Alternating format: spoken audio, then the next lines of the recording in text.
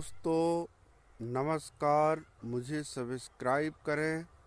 मैं आपको बताना चाहूँगा कि सफलता के लिए छात्र क्या करें, कौन सा प्रयास करें। सफलता के लिए हमें क्या क्या आवश्यक होती है।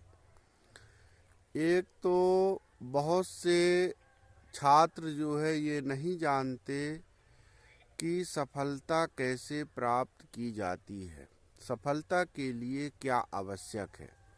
वास्तव में किसी भी कार्य में, चाहे शिक्षा हो या बाहरी कार्य हो, सफलता के लिए अनिवार्य रूप से 3 चीज़ों की आवश्यकता होती है, जो हमारे दैनिक जीवन में उपयोगी भी है और बिना उनके काम नहीं हो सकता है।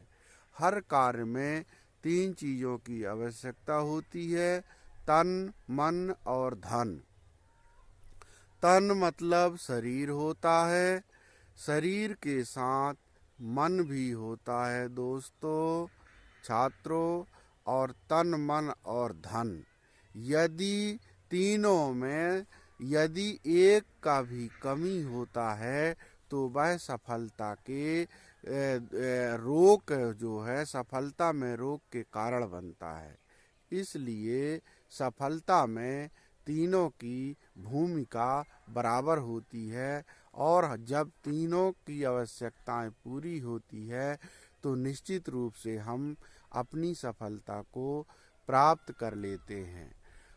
तीनों के अलावा भी यदि सत्य और निडरता है तो भी और अच्छा होता है।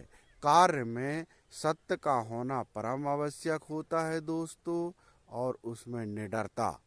यदि आप कहते हैं, बच्चे हों कोई भी हों, यदि आप अपने प्रश्नों को पूछने से डरते हैं तो आप पीछे हो सकते हैं। इसलिए कभी भी जब हम किसी समस्या से अवगत हो रहे हों या कोई समस्या हमारे सामने आ रही हो तो उससे नहीं डरना चाहिए।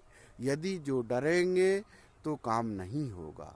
इसलिए बिना डरे आपको कार्य करना है, मेहनत करना है। यदि आप मेहनत से भी जी चुरा लिए तो भी आपका कार्य में पूरी सफलता नहीं मिल सकती है।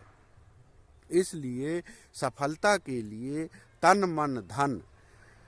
तन मतलब शरीर का पूरा आपको ध्यान देना पड़ेगा, शरीर के पूरा परिश्रम करना पड़ेगा, पूरा मन लगाना पड़ेगा और पूरा धन लगाना पड़ेगा, तो निश्चित रूप से उस कार्य में सफलता मिलेगी। इसलिए कहा गया है, सफलता प्राप्त करने के लिए तन, मन, धन तीनों की आवश्यकता होती है।